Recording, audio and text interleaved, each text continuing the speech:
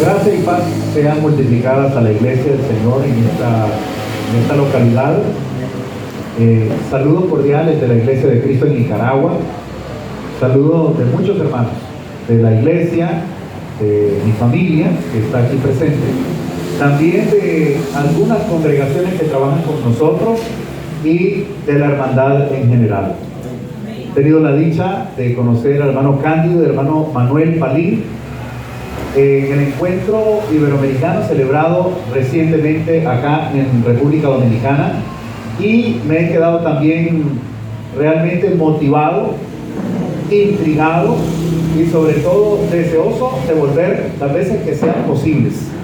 Por eso programamos con la familia este viaje que creo Dios dio desde el inicio hasta el final de la planificación del viaje, y estoy seguro que continuará de esa misma manera. Agradezco a la hermandad también por recibir con real cortesía, y sobre todo que podamos dejar un espacio para la meditación de la enseñanza de la palabra del Señor. Trae usted seguramente su Biblia, ¿verdad? Pero lo más importante es que traiga el corazón. De la Biblia está bien, está perfecto, pero donde usted va es su corazón lo que usted tiene que llevar. Porque si usted trae la Biblia pero su corazón está en otro lado, usted quisiera estar en otro lado, usted está pensando en otra cosa, o sus sentimientos están en otro lugar, donde está vuestro tesoro, ahí está vuestro corazón.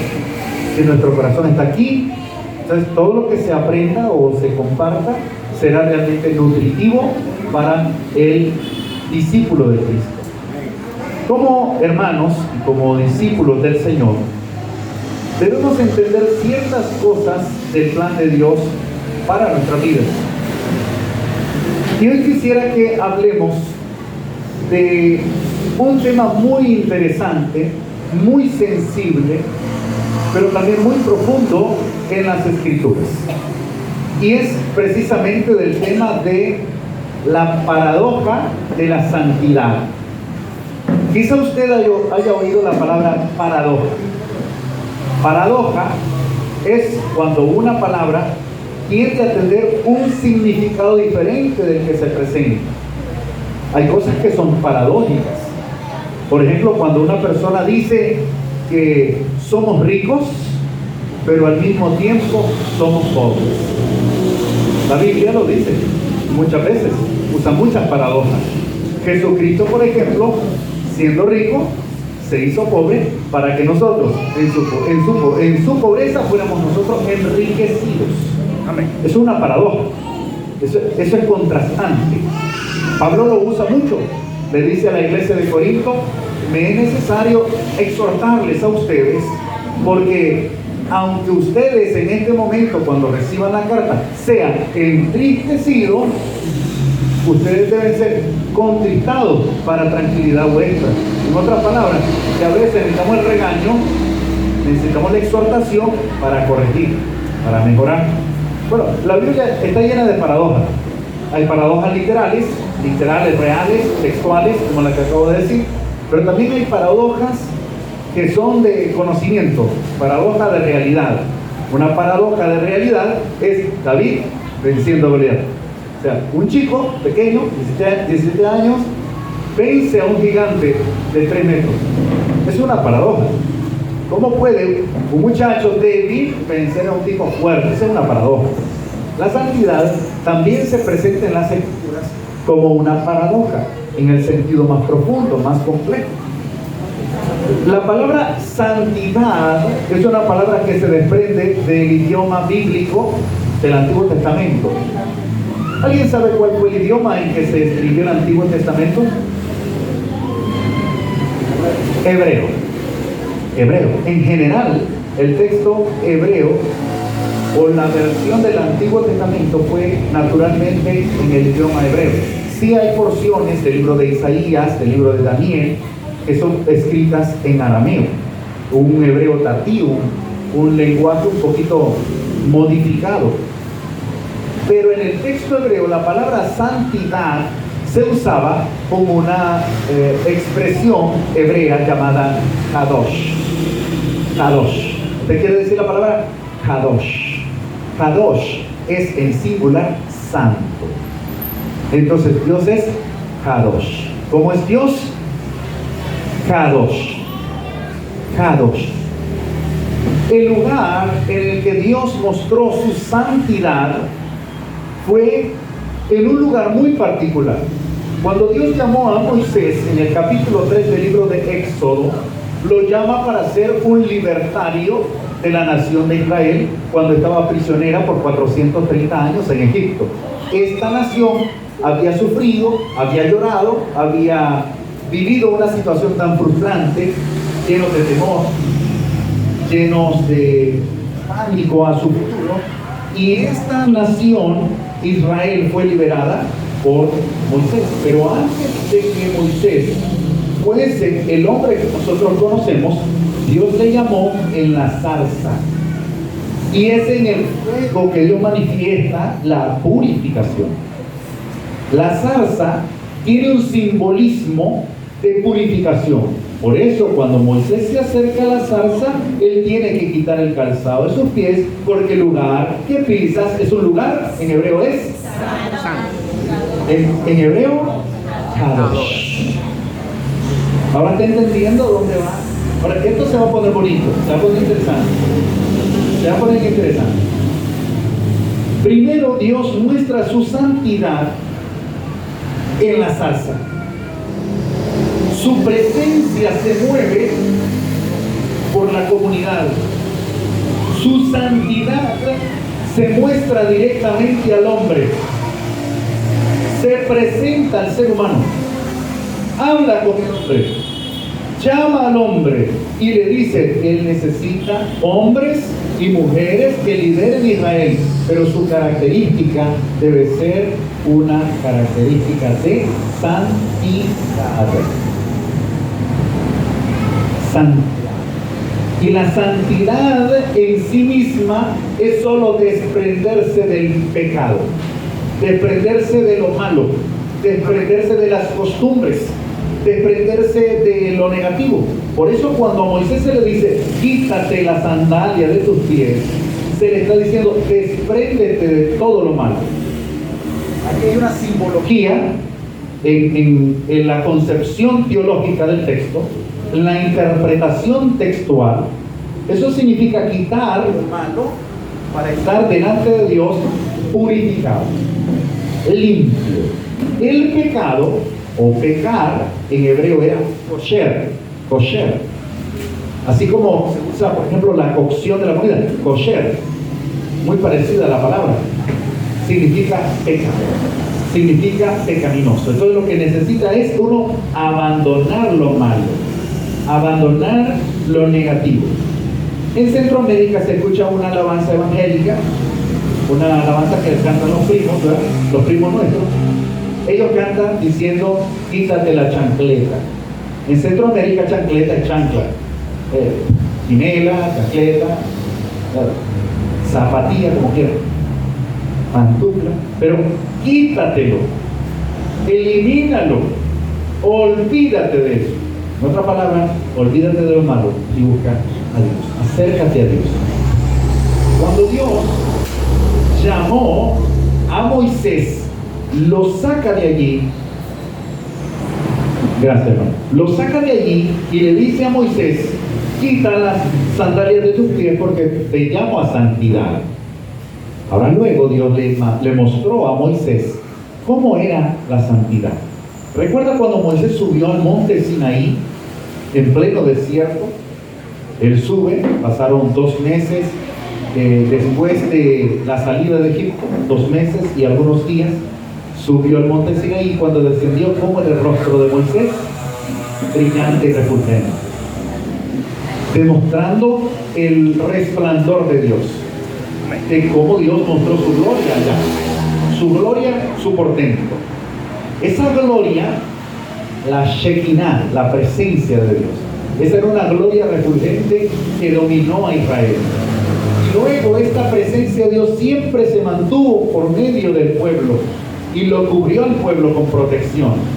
Cuando el pueblo iba caminando en el desierto, ¿no protegió acaso Dios a través de su Shekinah, su presencia, que de día le daba aire acondicionado y de noche calefacción?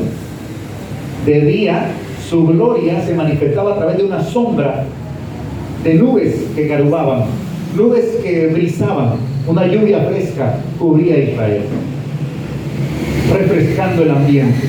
Y por las noches le daba una columna de fuego que era para calentarles en el frío desierto nocturno y en las calientes arenas desérticas de la península del Sinaí.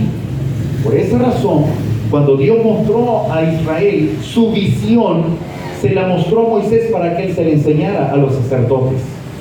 Y antes de nombrar a Aarón, su hermano, como sumo sacerdote, le presentó el diseño perfecto de un templo móvil llamado tabernáculo, donde debía mostrarse dentro del tabernáculo el lugar santo y el lugar santísimo, el lugar Kadosh y el Kadosh Kadoshim, el lugar santo y el lugar santísimo. En el lugar santo, en la margen izquierda, cuando uno entraba al edificio, medía 9 por 4 metros y medio.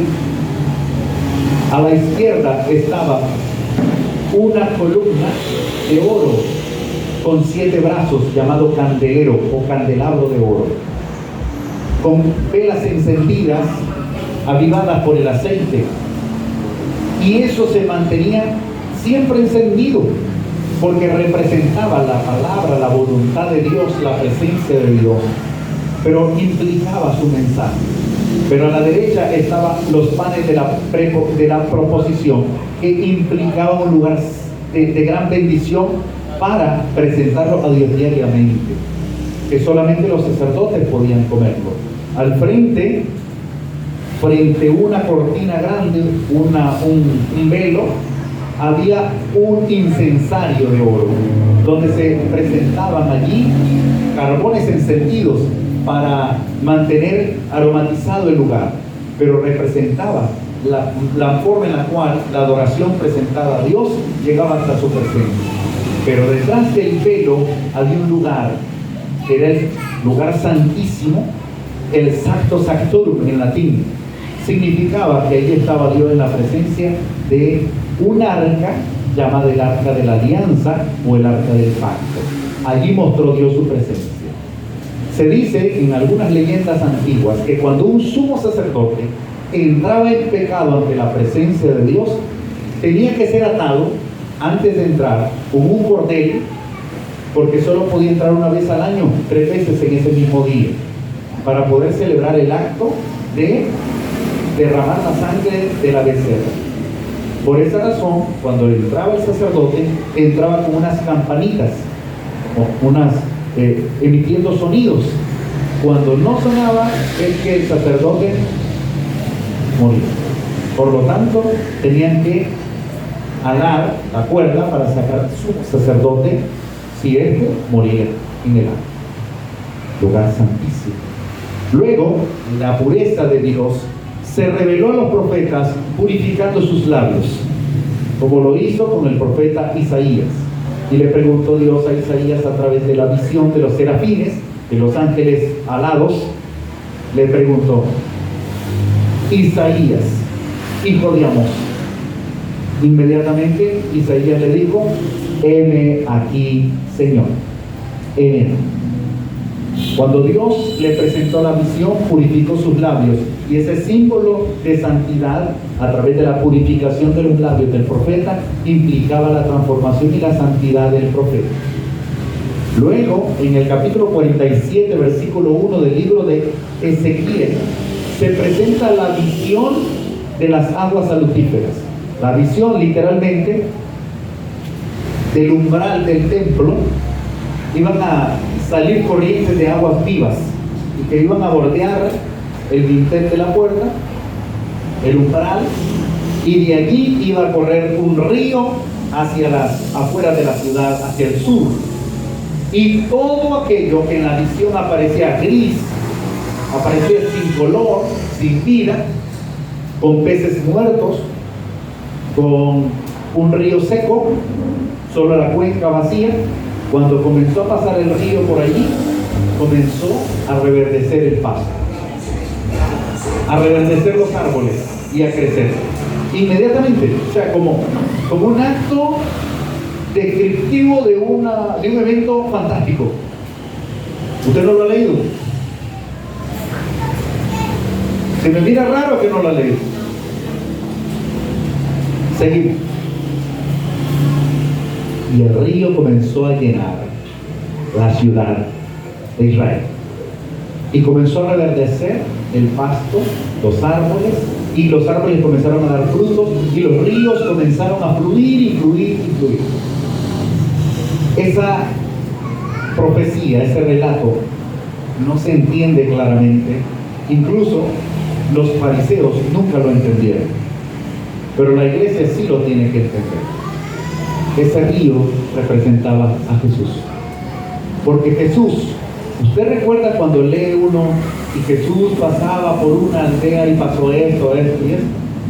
Cada aldea era como un río en el cual Jesús iba llenando, bendiciendo la comunidad, llenando y fluyendo con una manifestación de santidad y de poder, al punto que Jesús sanaba a muchas personas que estaban enfermas y que muchas de ellas tenían enfermedades que para la ley contagiaban al otro. Cuando Jesús, por ejemplo, sanó a los leprosos, Jesús, cuando los leprosos se acercan a Jesús, eso era prohibido en la ley. Jesús nunca tuvo problema. Y es que en la ley, si una persona infectada o una mujer en su periodo tocaba a la otra persona, la persona quedaba contaminada hasta la medianoche. O cuando una persona tocaba a un muerto, la persona quedaba, dependiendo del tipo de situación, quedaba contaminada hasta la medianoche o hasta 7 días.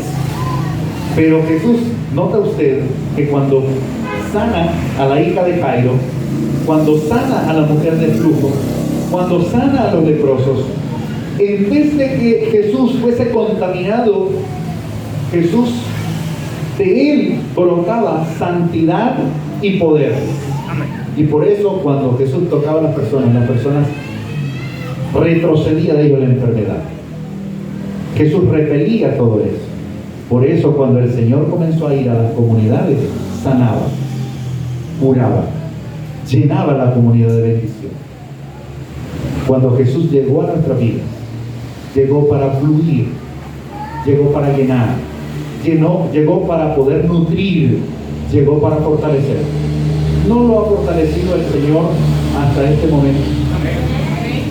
¿No siente usted que ya no es el mismo, que ha cambiado, porque es necesario desarrollar un cambio después de conocer al Señor? Por esa razón, cuando Jesús comenzó a tocar los corazones, los llenó, los santificó, los purificó y los hizo crecer. Lo más maravilloso de todo esto es cuando se le dice a la mujer samaritana: el que tome del agua que yo le daré, de su ser va a saltar para vida eterna, agua viva, agua que no se detiene. En el libro de Apocalipsis, las últimas frases del libro de Apocalipsis es que aquel que persevere recibirá el agua viva que yo le daré, y tendrá el Espíritu y podrá ver el lucero de la mañana. En otras palabras, tendrá al Padre, al Hijo, el Espíritu. Por eso cuando hablamos de este tema, hablamos de un tema en perspectiva. Nosotros no necesariamente debemos pensar en la santidad como algo literal, como la gente puede pensar. Es que el cristiano es una persona perfecta. El cristiano es una persona que no se equivoca. El cristiano es alguien impecable. Nada más lejos de la realidad. El cristiano se equivoca. El cristiano se cae. El cristiano se raspa las rodillas. El cristiano comete errores, toma malas decisiones, porque es ser humano. Si no fuese un robot, no cometería errores. Pero un cristiano que reconoce que está fallando es un cristiano que busca realmente del abrevadero, del río que no se detiene y que fluye en el corazón del hombre. Por esa razón, una de las cosas que yo trato de compartir cuando voy a cada lugar es que cuando viene de afuera una persona, tratemos de no juzgarle, tratemos de no ser indiferentes, tratemos de no ser inapropiados. A veces puede venir una mujer con un vestuario que tal vez a nosotros no nos agrada, pero ¿quién dice que Jesús no le recibiría? ¿No dice acaso nuestro Señor que me viste enfermo y no me visitaste? ¿Me viste con sed y no me diste de beber? ¿Me viste hambriento y no me diste de comer? Y es que quizá cuando vayamos delante de la presencia del Señor nos sorprenderemos quién era Jesús, quién era verdaderamente Él. Porque cuando las personas le preguntaron al Señor, Señor, ¿pero cuándo te vimos hambriento, cuándo te vimos sediento o preso? ¿Te acuerdas de aquella persona que te pidió dinero en la calle, sucia? Ese era yo. ¿Te acuerdas de aquella persona que despreciaste porque tenía aretes y tenía aretes en todo el borde de la oreja? Porque tenía el cabello de una forma demasiado llamativa, porque vestía de un atuendo que no era el más apropiado. Ese era yo. ¿Sabe por qué? Porque Dios en la persona puede demostrar la necesidad de la transformación. En otras palabras, cada vez que usted mire a un prójimo, cuando mire a alguien, mire a Jesús por medio de esa persona, porque esa persona fue creada a imagen y semejanza de Él. Eso hace que la sociedad pueda recibir mejor el mensaje. Antes de recibir un mensaje demasiado tradicional, está como de una evangelización tradicional, la iglesia puede compartir un mensaje un poquito más accesible para la comunidad, un mensaje un poco más empático con la gente, entendiendo las necesidades de las personas. Pero ese trabajo no es solo trabajo del que predica en el púlpito, o del que enseña, o del que canta, o del que es líder de un sector. Es una labor de cada miembro de la iglesia para presentar a Jesús en la comunidad, presentar su mensaje de santificación, un mensaje en el cual todos entendemos nuestras debilidades, pero es ahí donde trabajamos para fortalecer, para poder sacarle músculo a lo débil, para poder darle la fortaleza a la iglesia, y esta será una congregación más robusta, más fuerte, más firme, más constante, más fiel, santificada.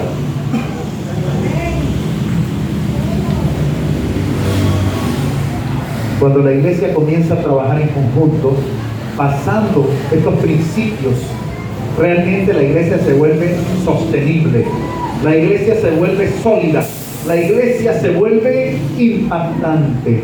Y es que una iglesia impactante no necesita de ser una iglesia numerosa, necesita ser una iglesia familiar, sensible y con empatía hacia los demás, sabiendo que tenemos problemas, tenemos necesidades, tenemos angustias, todos pasamos por situaciones, pero tenemos que ser la oveja fuerte, que la iglesia sea la oveja fuerte.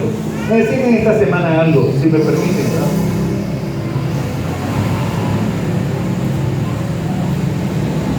Déjenme ver el reloj. Es que a veces pierdo la hora y después me paso 2 horas, 3 horas y los hermanos me dicen, siga, dele. Hermano Cándido dice, dele que llevo como 50 minutos. Me preguntaron en esta semana, hermano, fíjense que han estado orando por mí, un predicador, no voy a decir cuál, es dominicano, muy conocido. Pero no es el hermano Cándido, para que estén tranquilos ustedes. Hermano, un hermano estuvo orando por mí y ¿sabe qué dijo? Que voy a orar para que usted siga cargando las ovejas, para que siga cargando las ovejas, a las pobres ovejas. Entonces me dice, no sé qué decirme. Entonces le digo yo, ¿será que la oveja quiere que la carguen siempre? Y lo más interesante del caso fue este: yo no oraría para que usted aguante a toda la oveja, porque no va a aguantar. Oraría para que todos nosotros podamos sostener a la oveja débil. Pero hay que orar que las 99, recuerden la simbología del Señor, que nosotros seamos las 99 sólidas, las 99 fuertes, que se cuidan solas, y así solo va a quedar una. Entonces, de la iglesia, la oveja débil debería solamente haber one, en inglés, por si no me agarra, one, con una. Ahí la ayudamos entre todos. Pero imagínense que de todas las almas, todas sean la débil. Allí hay problemas. Cierro con esto. La iglesia tiene que ser una iglesia en organización, como una cadena, espiritualmente como una cadena sólida, una cadena unida. Pero la iglesia se podrá medir en su fortaleza o su debilidad de acuerdo a cada eslabón. Usted sabe que es un eslabón, ¿verdad? El eslabón de cada cadena. El eslabón débil representa la fortaleza de la iglesia. Podemos medir la fortaleza de la iglesia en lo espiritual y en lo material a través del miembro más débil. La iglesia es tan fuerte como su miembro más débil. Por eso tenemos que fortalecernos, tenemos que afianzar, tenemos que ser constantes, tenemos que ser sólidos. No midamos a la iglesia por el miembro más activo, midámoslo por el más débil. Y el más débil va a representar qué tan fuertes somos o qué tan débiles.